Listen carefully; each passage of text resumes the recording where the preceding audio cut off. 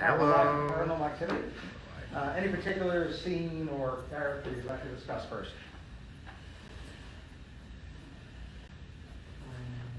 Mika. Mika, okay. So what have you observed? The same narcissistic egotistical personality that we see in everything. Do you see a thread here? Yeah. Yeah. So And it's always the guy. it's a hard fact to swallow, isn't it? Yep. So we have another significant other who seems not only self-absorbed, but certainly feels that to make this account or film, and we're thankful that he has in retrospect, but to make this account, he will sacrifice most things, right? Even when, is it Kate? Katie. Right? Chrissy's the sister, right? Yeah, Katie. Katie. Even when Katie asks him, frequently to turn off the camera, he prioritizes keeping that camera on. Right? So yeah, I think if you want to talk about egocentrism, if you want to talk about self-absorption, we have another character now, certainly that would be a significant risk factor for developing a mental disorder, especially a personality disorder. Anything else we know about Micah? Other than today's the anniversary date when his body was discovered, right? Oh yeah, I noticed that. It was like October. Did you notice that? Whatever date it is. Did you do that on purpose? Who would do that on purpose? You give me too much credit. Of course I did it on purpose. That's why you're going to blog on it today. What else? Anything else done? Again, I keeping consistent with this theme of egocentrism, he has this one goal. And if it weren't for him defying what people around him that he loves the most, in terms of what they were asking of him, we would never know the account that has come to be known as paranormal activity, right? So he's feeding us, and we asked for this. So there's that component of it too. Right? I mean, I know you were assigned the film, but the fact of the matter is, almost a decade after this film was made, you're watching it, thanks to Micah or Mika. I think there was something about like the reliving of every time he would film things. Like in the beginning, it was like everything, the bedroom scenes, the cars, like everything. And he would relive certain aspects of it, and I'm like, he just gets some type of like arousal from that. I thought that was kind of like the fact he doesn't want to involve with looking at a demonologist or like whatever, and he wants to have that control and that arousal aspect of I don't know. I thought that was very peculiar. If someone were to have made the observation that by staring through the camera and having his immediate environment in a frame, that it somehow, in his mind, distanced himself from what was going on, would you buy into that? I've seen something similar on The Family Guy when Peter Griffin does it. Right? I mean, he actually had a box and he pretends everything. Oh yeah, I love right? That is a sense of emotional distancing. So I know we're looking at Micah and we're using this word egocentrism, but might it be the result of something even more? And might his staying behind that camera allow him or offer him some form of protection from his immediate surroundings? And by the way, when I say immediate surroundings, I don't mean immediate surroundings that are haunted, because he's doing this even before the first bump in the night. Which then, of course, as a clinician, what are some questions you want to know? So this thought, my thought, pops in your mind, right, for thought broadcasting. And from your perspective, thought insertion, right? So that comes up on exams, by the way, so take that down. What do you want to know from Micah? If you're thinking that maybe being behind the camera gives him that sense of comfort, that sense of protection, The first question I would ask is, when you don't have the camera in your hand, how do you feel? And does the answer include something along the lines of anxiety? And then, of course, if the answer is yes, then what is it that we're talking about, right? And our differential will be broad. I'm also worried about a sense of hypervigilance too, right? That maybe gets framed, maybe gets compartmentalized, even reduced when that camera goes off. Right? Now again, he may tell us no, and he may reliably tell us no, so there's probably nothing else to see here, but I think that's a valid question here. Because it does persist. And it might be because of his needed legacy. He needed us to know his work in 2021 and beyond. That can certainly be, and probably is it. But there also may be something safe with regard to seeing the world through an artificial lens, and not just the one that's in front of your retina.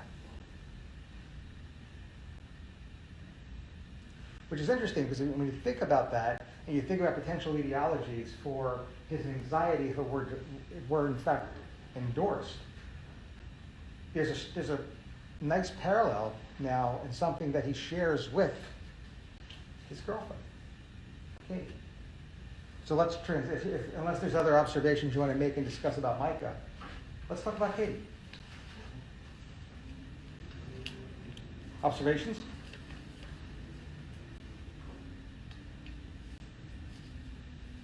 She's clearly trying to suppress her past. She gets angry because every time she revisits what happened before, seems like she went through a fire, and she makes a statement saying, no one found the cause of it. It was not a criminal act, and she's like qualifying it a lot. So you almost want to start thinking, saying, does she have anything to do with it? Right. And as a clinician, I think it is clinically acceptable to assume the position that she did have something to do with it. Now, when we say this clinically, we don't mean then we call 911. That's not what we're doing this. But if you can get into that frame of mind, then, and only then, will you ask the right questions. And if the questions turn out to be a negative, so be it. Right? So, for all intents and purposes, let's say that we found out and it is revealed, yes, she set that fire, which I think is reasonable. Let's take a step back from practicing psychiatry, and let's talk more about literature. What might that mean?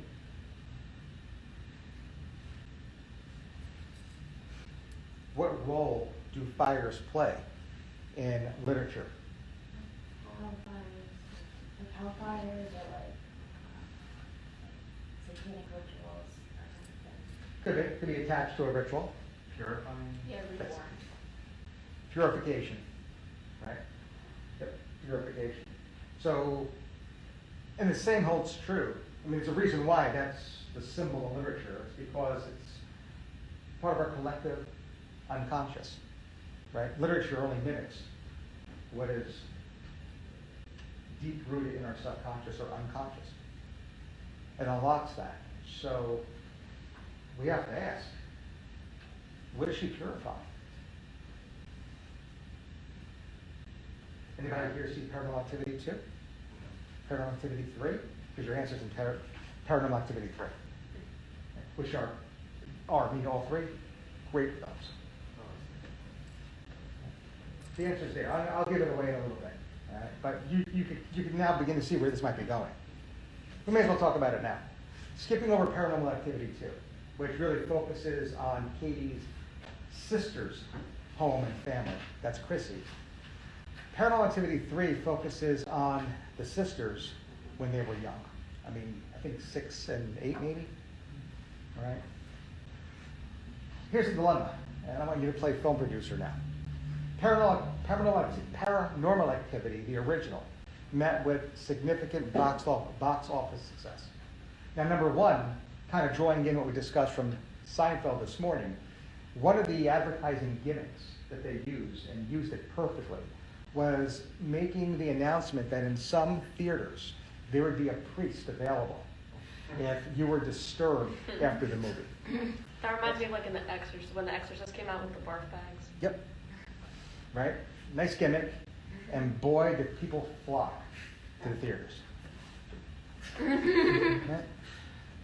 And the reason why it was so successful was because it was a first-person account. It was found footage, which really was part of a big-time movement in the motion picture industry. Thank you for, or related to, the Blair Witch Project, right? Paranormal Activity 2 starts with a break-in. Right? It looks like a normal break-in. Of course, we all know it's going to be Satan. But it's a break-in nonetheless. So Chrissy, that is Katie's sister's, specifically her husband, installs security cameras, surveillance cameras in the house because of that break-in. And now we get to see everything from that perspective. So they figured out a way to make the sequel found footage too. But now we're talking about something that occurred in the 80s. The writer-producer has to make it a timepiece set in the 80s, but at the same time must come up with a clever idea on how to make it found footage. You're not going to sacrifice money. So how did they get around this? Any guesses? I know you can see it. Any guesses? Camcorder. Right. And who is holding that camcorder? Again, it isn't somebody like Micah that's just wanting to record what's going on with regard to a new home. That's been done already. So we got to figure out the way to do it again, but not make it appear like we're doing it again. Very Close enough, right? Chrissy and Katie's mom is either divorced or widowed, and she has a boyfriend named Dennis, who buys a new camcorder, and just because of the novelty of this, it is the 80s, is always has it on, including following these little girls into their bedroom. Now, when you watch this in the theater, when you watch this on Netflix, it seems pretty ordinary. Like, oh, look at this, and that's that, because you're looking at it as, oh, now we're depicting what happened to these little girls when they were younger. But when you say it out loud, it certainly feels and sounds wrong, right? Because he's in there during the night, recording them even in bed, right? And it's, again, not their biological father. It's mom's new boyfriend. Right? So now when you put that together with the burning down of the house and the need to purify, you have a movie and now even a franchise that likely depicts early childhood sexual trauma. And the more contemporary film, the one you saw, the original, which takes place during their adult life, certainly would be a product, that is, whatever this film is about, is the product of that trauma. Questions? Are there aspects of either depersonalization or derealization in this movie? I got a yes. Can you give me the scene? When she's like, I don't know if this is really, but she was like outside a bunch of times, or he would find her in like random places, and she would like not really realize she was there, and not really say much, not even be able to talk sometimes. In the scene that you observed and in the scene that you're describing, is there any evidence that that behavior is resulting in clinically significant distress or impairment in any of her roles? Yeah. Yes. So that means, by definition, Paranormal Activity, the original, must be about depersonalization, derealization disorder. Of course, as long as we rule out that Katie isn't using a substance like hallucinogen or has an underlying medical condition that could explain that feeling of depersonalization. Okay? Why is that not true? Like I'm taking your shelf exam, depersonalization, derealization disorder may be choice A. And in the clinical vignette, it may be definitive that there is no substance. There's no substance use disorder. And it may be definitive that there is no underlying medical condition.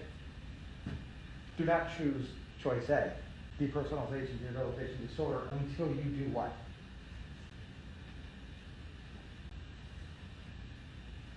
Until you investigate whether or not there are gaps in memory that cannot be explained by normal forgetfulness. Because if there is, what is the diagnosis?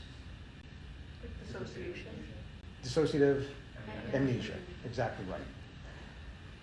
Another way to state this is that dissociative amnesia is in fact amnesia for which no underlying organic or medical condition can explain the period of forgetfulness.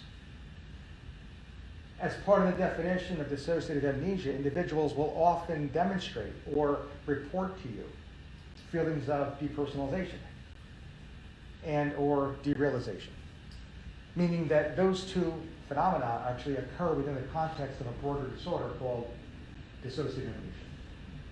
So if the individual does demonstrate these gaps in memory, dissociative amnesia is the single best answer. And dissociative amnesia will incorporate aspects of both depersonalization and or derealization. What is the subtype of dissociative amnesia?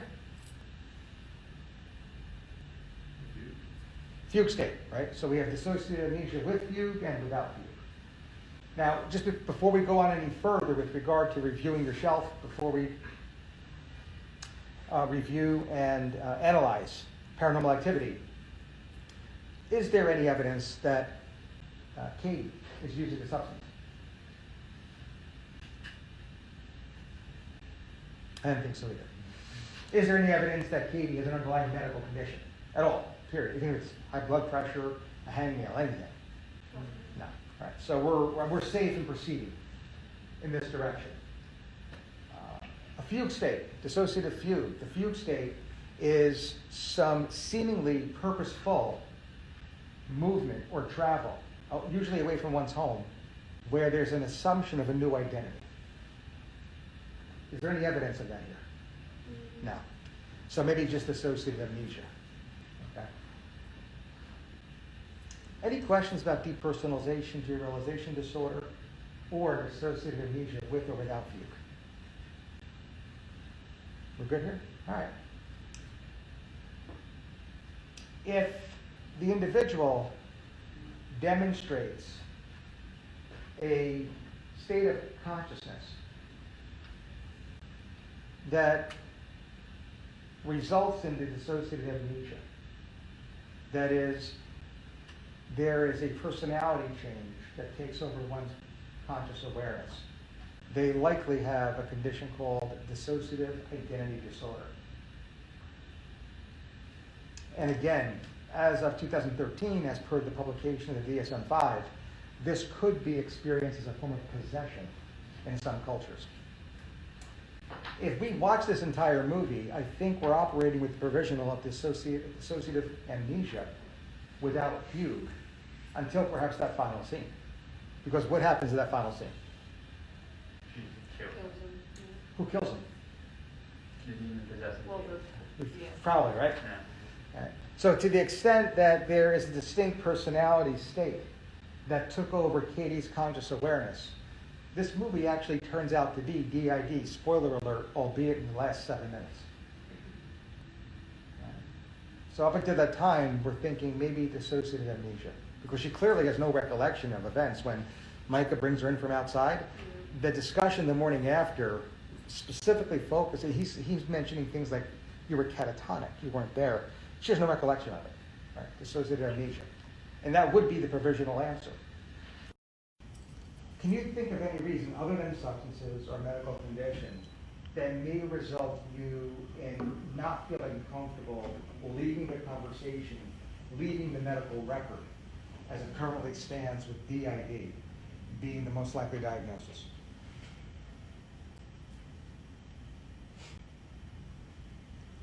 Is there any evidence that Katie is irritable, is having difficulty sleeping, difficulty concentrating, or has a loss of interest? Would most of us feel comfortable then saying there may be a depressive disorder that at least is co-occurring here. Right? Okay, so we're okay with that. So now that we got that out of the way, again, she's demonstrating some depressive symptoms. What if, I know this was not captured in the film per se, but what if she also demonstrated what looked like obsessions and what looked like panic attacks? PTSD. Yeah. That's post-traumatic stress disorder. Right. And again, we've got the etiology, and we've discussed already that DID has a significant comorbidity with post-traumatic stress disorder. So before we move on and say that DID is the most likely diagnosis, it may be wrapped up or at least closely related to post-traumatic stress. And to the extent that she does demonstrate signs and symptoms of PTSD, specifically irritability, poor concentration, difficulty sleeping, and even loss of interest. Yes, they're part of the SIGI caps, but they're also part of the PTSD definition as well. That's something that as clinicians we have to keep in the back of our mind. The giveaway, which I was trying to give away, you nailed it, is that other anxiety disorders also masquerade as post-traumatic stress disorder. So people with PTSD can get misdiagnosed with obsessive compulsive disorder because their intrusive thoughts are misinterpreted by a clinician as obsessions. And their physiologic reactivity may be misinterpreted as panic attacks. And so taken together, PTSD has to be a consideration. So it's likely if the clinician could actually think through and believe that treatment planning would be optimized by making two diagnoses, that both diagnoses will appear in the medical record. Certainly, if the treatment plan is not going to be changed by a secondary diagnosis, leave it off the medical record. There's no reason to throw another diagnostic label into the chart when you literally are not going to do anything about it. So if this is something that you feel comfortable focusing primarily on PTSD, diagnose PTSD. If, on the other hand, the inclusion of DID in the medical record results in an altered treatment plan that you feel as though is needed and medically necessary, that's when you include the second or secondary diagnosis. Treatment. Certainly PTSD and DID is psychotherapy as a core treatment for both. PTSD, in addition, has some FDA-approved pharmacotherapy, likely starting within the SSRI class, and then some other variants as well that we can discuss more offline. But that really is the focus of a biopsychosocial treatment plan. Psychotherapy first and core with probably an SSRI in the cases of post-traumatic stress disorder.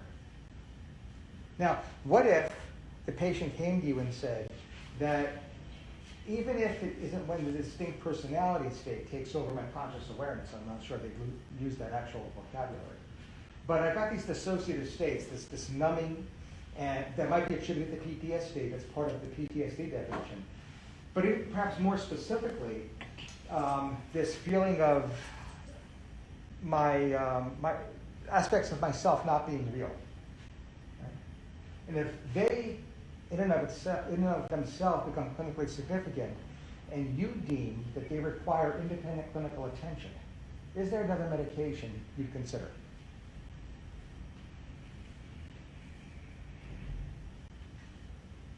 What is the neurophysiology, the neurobiology of what I'm explaining? The neurobiology of dissociation focuses on what in the central nervous system? The mu opioid receptor, right? Or an endogenous opioid system mediates these periods of dissociation. So anything that blocks the mu opioid receptor, right? And we often do prescribe that. I thought it was just for mutilation. It's not self-harm. No. The reason why we use it for self-harm behavior, this is naltrexone, is because of the dissociative state that the patient is in during the self-mutilation, during the cutting. When your patient cuts, the question is why? What benefit do you get from it? And if you hear that it grounds them, like sometimes it's explained that a balloon bursts, well, that means they're dissociating, they're numb. And that's what you're focusing on. You're not focusing on the behavior. You're focusing on what's causing the behavior, which is the numbing that the patient's trying to get by. Right. Similarly, other forms or other episodes of dissociation are also treated with naltrexone. Revia, R-E-V-I-A, is the brand name. So that's on the table. If our patient also said, and I don't think there's any doubt that she's going to have recurrent nightmares, another medication for this in the context of PTSD. Yeah. So an alpha agonist to focus on the nightmares when you deem that the nightmares warrant independent clinical attention. So that's the way clinicians, prescribers, should go about discussing the available therapies, specifically pharmacotherapies, for this cluster. Questions?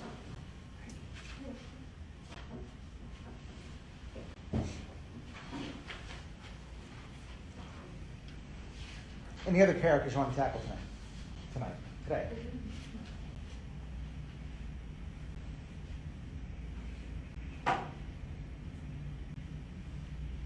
All right, we'll leave it here. Again, I think the teaching points are